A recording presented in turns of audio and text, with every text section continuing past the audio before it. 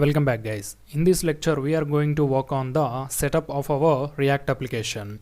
So as you can see over here, I have opened Visual Studio Code with an empty folder with our project title. So in the entire course I am going to call my movie booking application as Share Movies. So in this root folder only we are going to have two different folders, client and server. So as I said, in this lecture we are going to work on the client setup. That means our React application setup. So after opening the Visual Studio Code and after creating the new folder, first we have to click on this terminal, new terminal. So here you can see in the bottom we got the terminal now. So to create our new React application, you just need to use the command npx create react app followed by the application name. As I said, this is the front end setup. That is the reason we are going to name our application as client. CLIENT. So I'm going to hit the enter button. So it will create a new React application with the name client in the Share Movies folder. So it might take a while depending upon our system as well as the internet performance. Until then, please wait. Alright guys, there we go. So you can see in the root folder we got a new folder created with the name client. So this is our React application. Now to run this application we just need to navigate into this client folder.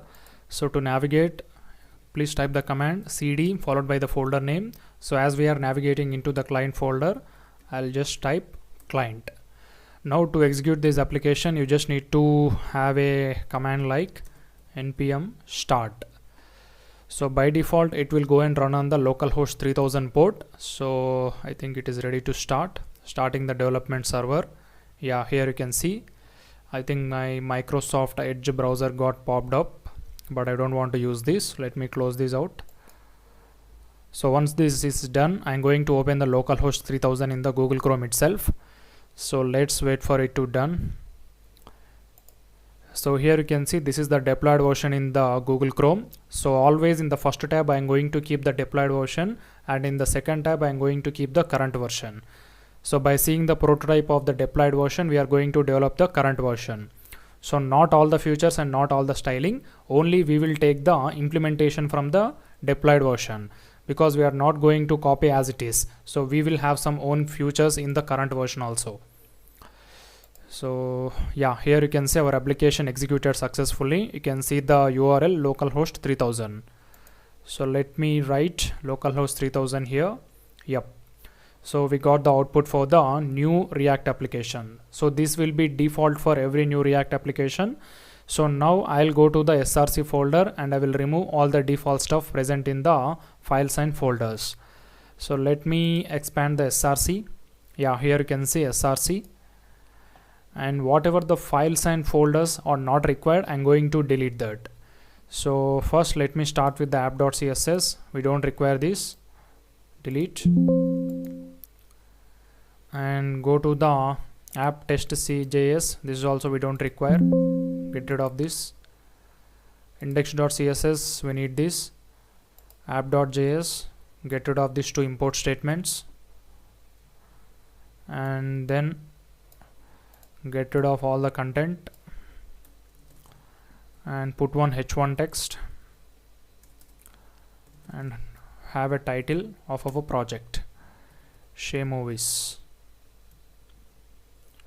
Done. So let's remove this class name also.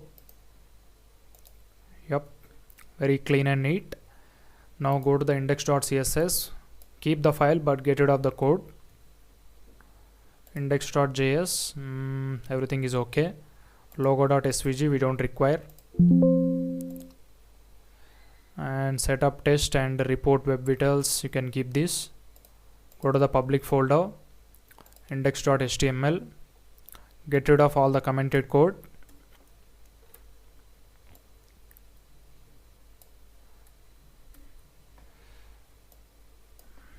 Yep.